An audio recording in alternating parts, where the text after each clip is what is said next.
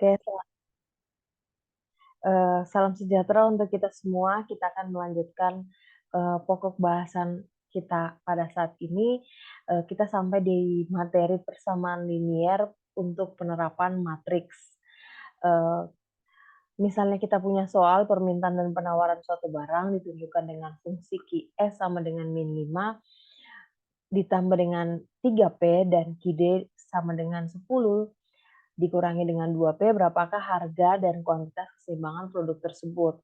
Nah, untuk soal ini, itu kita bisa kerjakan dengan metode persamaan linear seperti yang disampaikan tadi. Bisa juga kita kerjakan dengan metode pendekatan matriks.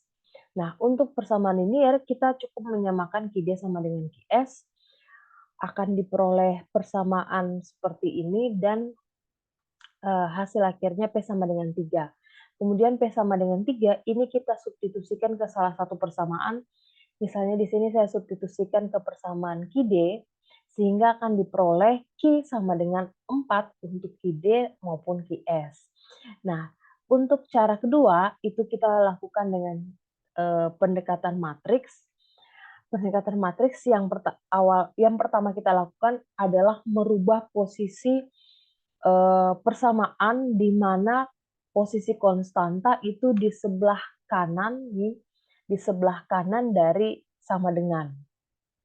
Nah, sehingga posisi untuk persamaan QS itu berubah menjadi QS dikurang dengan 3P, 3P-nya dari sisi kanan positif dipindah ke sisi kiri jadi negatif, dikurang min 5. Kemudian QD sama dengan QD ditambah dengan 2P. 2P ini karena di sisi kanan dia negatif, nih yang di atas dia negatif, dirubah ke sisi kiri dia menjadi positif, jadi QD ditambah 2P sama dengan 10.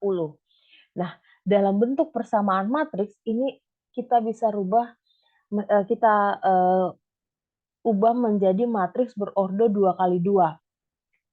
Posisi Q itu QS yang ini, QD yang ini, jadi 1, dan P itu min 3, kita tulis di sini min 3, dan P2 untuk kita tulis pada posisi A22. Nah, artinya untuk kolom pertama ini mewakili Q, dan kolom kedua ini mewakili P. Oke, kemudian sama dengan min 5 sama dengan Q, dan P-nya 10. Nah, selanjutnya untuk mencari berapa keseimbangan P dan Q, kita menggunakan metode dari Carmore, di mana XI atau nilai yang akan kita cari itu sama dengan determinan matriks AI dibahagi dengan determinan matriks yang akan kita cari. Nah, misalnya untuk determinan matriks A, matriks A ini diperoleh dari yang ini tadi, ini matriks A. Nah, kita cari dulu determinannya dengan cara diagonal utama dikurangi dengan diagonal kedua, 1 dikali dengan 2, dikurangi dengan 1, dikurangi dengan min 3, dikali dengan min 3. Sehingga 2 ditambah dengan 3 hasilnya 5. Kita peroleh matriks A-nya, kemudian matriks I itu misalnya yang pertama kita cari matriks I1 atau matriks A1 ini sama dengan matriks Q. Nah, kenapa sama dengan matriks Q? Karena posisi yang tadi ini posisi untuk Q-nya, ini kan ada 1 di depannya. Nah, posisi Q-nya itu kita rubah dengan eh, hasil atau angka konstantanya, min 5 dan 10. Jadi Q-nya itu kita rubah jadi min 5 dan 10, kemudian kita cari determinannya.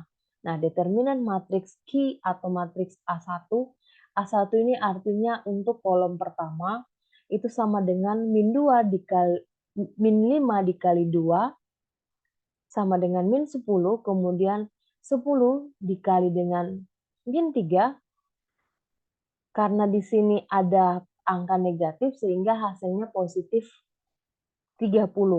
Min 10 ditambah dengan 30 hasilnya 20. kita lakukan cara yang sama untuk kolom kedua. Kolom yang kedua ini untuk P, kita rubah posisi, kita ganti kolom kedua dari min 3, 2 menjadi min 5, 10. Sekali lagi min 5, 10 dari nilai konstanta persamaan QS dan QD kita. Nah, kemudian setelah kita rubah, kita hitung determinannya, 1 dikali 10 dikurangi dengan 1 dikali min 5. Hasilnya 10 ditambah 5 sama dengan 15.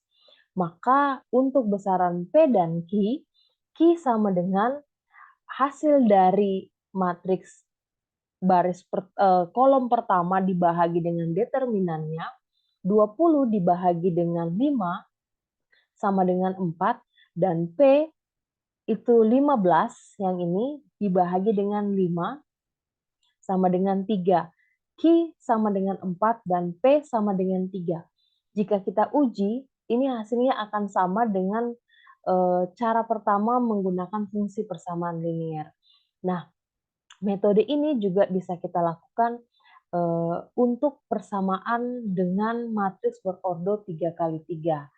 Oke, sekian pembahasan dari saya. Semoga materi ini bermanfaat untuk kita semua. Salam sejahtera untuk kita semua.